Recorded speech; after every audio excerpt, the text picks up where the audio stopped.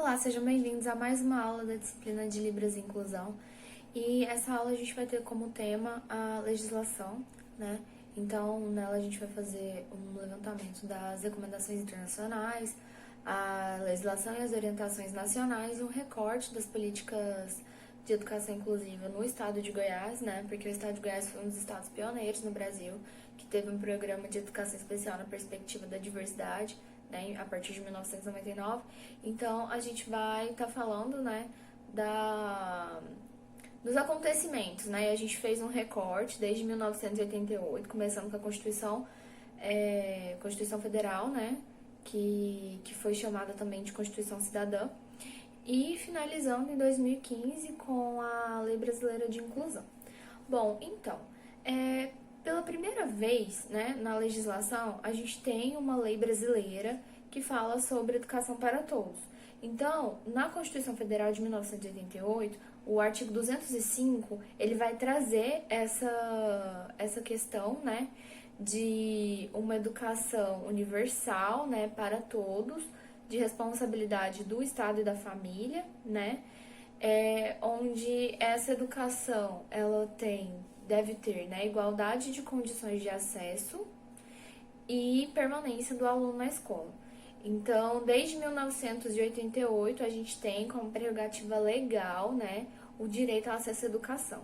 Então, a partir disso, a gente tem uma série de programas e discussões teóricas, né, que delineiam para a inclusão das pessoas até então excluídas do sistema educacional, né, para que elas se insiram. Apesar de termos tido antes alguns teóricos, como o próprio Paulo Freire, que falava, né, da escolarização fora do tempo, com o Mobral, por exemplo, né, mas a gente não tinha, na força de lei, esse direito de uma educação universal, com igualdade de acesso a todos e condições de permanência, como a gente tem na Constituição Federal. O mundo, ele também estava discutindo sobre isso, né, então, em 1990, aconteceu uma conferência em Jomtien, na Tailândia, que era a Conferência Mundial sobre Educação para Todos. Então, nessa conferência, a gente tem como objetivo, né, discutir essa igualdade de acesso e condições de permanência, mas um dos tópicos que foi apresentado nela foi uma preocupação, né, com a escolarização das pessoas com necessidades educacionais especiais. Então, ficou definido que essas pessoas também deveriam estar inseridas no processo educacional, né, quando a gente fala de educação para todos. Então, quando a gente fala todos, são todos mesmo. Ah, mas a conferência de Jomtien, na Tailândia, não tinha esse objetivo, né?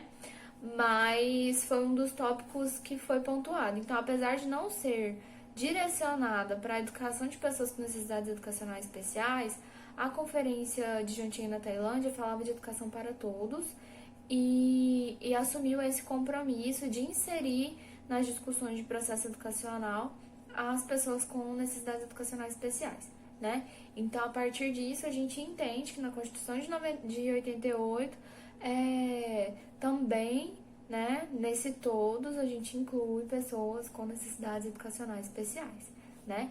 E aí, em 1994, a gente tem o maior marco legal da educação inclusiva para o mundo, né? Então, apesar de ter sido em 1994, a gente ainda não conseguiu cumprir vários compromissos assumidos pelo Brasil na conferência. Então, foi uma conferência realizada em Salamanca, né, na Espanha, em 1994, e originou a Declaração de Salamanca, apesar de o nome da conferência ser Conferência Mundial sobre Necessidades Educacionais Especiais, Acesso e Qualidade. Então, ficou popularmente chamada de Declaração de Salamanca por ter acontecido na cidade de Salamanca, na Espanha, né? E é o nosso maior marco até hoje, né? Então, a partir de 1994, vários países assumem a responsabilidade de pensar o acesso e qualidade nesse acesso, né, para as pessoas com necessidades educacionais especiais, e o Brasil foi um dos países signatários. Então, o Brasil se responsabiliza a partir daí de oferecer uma educação inclusiva. Na conferência, no documento, né, a gente pode acessar tanto o documento dessa conferência quanto da Dijon-Tien no site do MEC, né, porque viraram documentos oficiais do Brasil a partir do momento que o Brasil assina esse compromisso com o mundo. A gente fala de educação inclusiva, né? Então, vou trazer os slides para vocês que tem a definição de educação inclusiva a partir da Declaração de Salamanca, né? Porém, 2 anos depois, a gente tem a promulgação da Lei de Diretrizes e Base Nacional de 1996, né, no Brasil. E aí, nessa lei, a gente não fala de inclusão, a gente fala de educação especial. Então, no capítulo 5 da LDB, que é a Lei 9394/1996, a gente tem no capítulo 5 as disposições, né, sobre a educação especial. E aí a gente vai definir o que é educação especial, vai falar algumas coisas de como ela deve ser, né? Não especifica, por exemplo, fala que tem a necessidade de ter atendimento educacional especializado, mas não se define o que é esse atendimento educacional especializado. Então, em uma paginazinha lá da LDB, a gente tem alguns artigos, se não me engano, são 3 ou 4 artigos, que vão dispor sobre a educação especial. Mas a gente não fala de inclusão na LDB de 1996. Ah, mas inclusão e educação especial é a mesma coisa? Não, não é a mesma coisa, né? Muitas vezes a gente trata como se fosse a mesma coisa. Na escola, por exemplo, né, os alunos que estudam na educação especial, né, enquanto complementar ou suplementar, eles são chamados de alunos da inclusão, né? Mas eles fazem parte de uma educação inclusiva, como todas as outras pessoas. Aí quando a gente for falar de definição, a gente vai trazer isso. Mas não é a mesma coisa. Educação especial e educação inclusiva não é a mesma coisa. E na LDB, né, a gente tem as disposições sobre a educação especial. Nossa, mas quando que a gente vai ter uma lei que vai falar de educação inclusiva?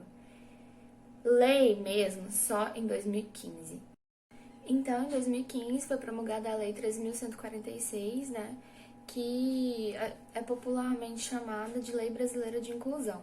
Então, a Lei Brasileira de Inclusão, ela vai trazer algumas coisas mais específicas. Por exemplo, ela fala do direito ao uso de tecnologia assistiva para pessoas com deficiência visual, do direito ao intérprete de Libras para pessoas surdas. Ela vai falar que em todos os níveis de ensino, a pessoa com necessidade educacional especial, ela tem o direito, né, de ter acesso aos serviços da educação especial, aos serviços do atendimento educacional especializado, e o que antes não se tinha. Então, a lei de 2015, ela vai trazer várias conquistas pra gente, como, por exemplo, a inserção das pessoas com deficiência na lei de cotas, né? Porque a gente já tinha uma lei de cotas por ações afirmativas, né, que integrava pessoas negras, quilombolas e indígenas. E aí existe uma alteração nessa lei para garantir o acesso das pessoas com deficiência. Então, isso não significa que as pessoas com deficiência não tinham condição intelectual de acessar a universidade. Não, muitas delas tinham, né? Mas a partir do momento que eu tenho uma lei de cotas, essa universidade ela passa a ser responsável por garantir as condições de permanência desse aluno que acessou. Então, eu já tive muitos alunos que acessaram a universidade antes da lei de cotas, mas que depois de estarem lá, eles não eram atendidos. Então, um aluno, por exemplo, que tinha baixa visão, ele pedia uma avaliação ampliada, ou para o professor escrever com contraste no quadro, né, para que ele conseguisse enxergar.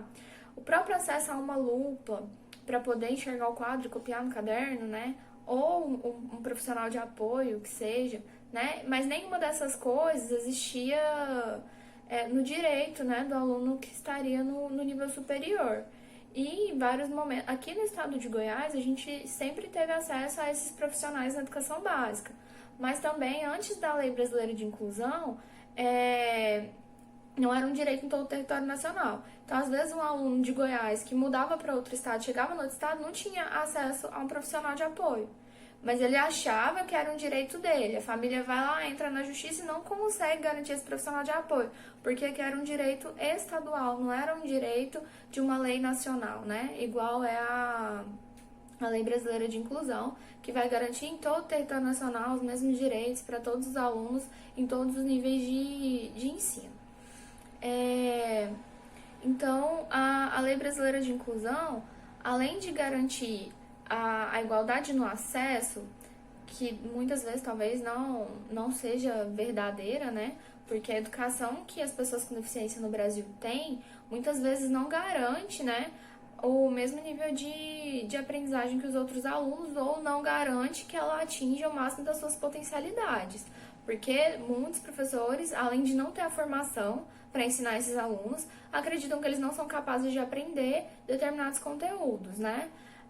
A própria prova do Enem, ela pode excluir alguns grupos de pessoas com deficiência, sim, por não ser uma prova acessível, né? Então tá, aí a gente consegue garantir o acesso desse aluno à universidade. Quando ele chega lá, hoje, ele tem acesso a diversas coisas que ele não teria há 5 anos atrás, por exemplo, né? Como, por exemplo, uma pessoa... Na Universidade Federal de Goiás, as pessoas acessam... antes, no ato da matrícula, né, eles já sabem quais são os alunos que têm necessidades educacionais especiais e o que eles precisam, e aí já é lançado um edital que os próprios alunos da UFG, outros alunos, concorrem para poder ser alunos bolsistas e monitores dos alunos com necessidades educacionais especiais.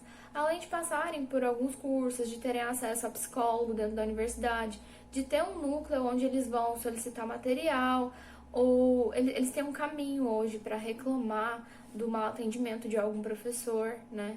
Então, todo o material adaptado, ele é produzido e disponibilizado na universidade. Se o aluno precisar de um aluno com deficiência visual, precisa de um notebook com os softwares, né? A UFG já disponibiliza lugar para guardar, caso o aluno não possa deslocar para casa com esse equipamento eletrônico, né?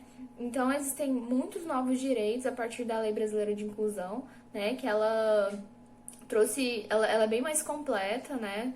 Ela não fala só de educação, ela vai falar da inclusão da pessoa com deficiência em todos os setores da sociedade. E aí a parte que nos cabe, que é a parte da educação que a gente vai discutir, ela vem ali em 1,5 página, mais ou menos, mas de uma forma muito mais bem explicada e direcionada do que na LDB. Então ela está disponível para vocês na plataforma, a LDB também está disponível para vocês. Eu trouxe um levantamento histórico, né, do brasileiro mesmo, a partir de um documento do CECADI, do MEC, que é uma secretaria, que foi extinta, inclusive, mas o documento, ele traz esse histórico, então ele continua atual, né, que também está disponível para vocês. E aí a gente vai seguir agora discutindo sobre os conceitos que permeiam a inclusão escolar, tá? Então, até a próxima aula.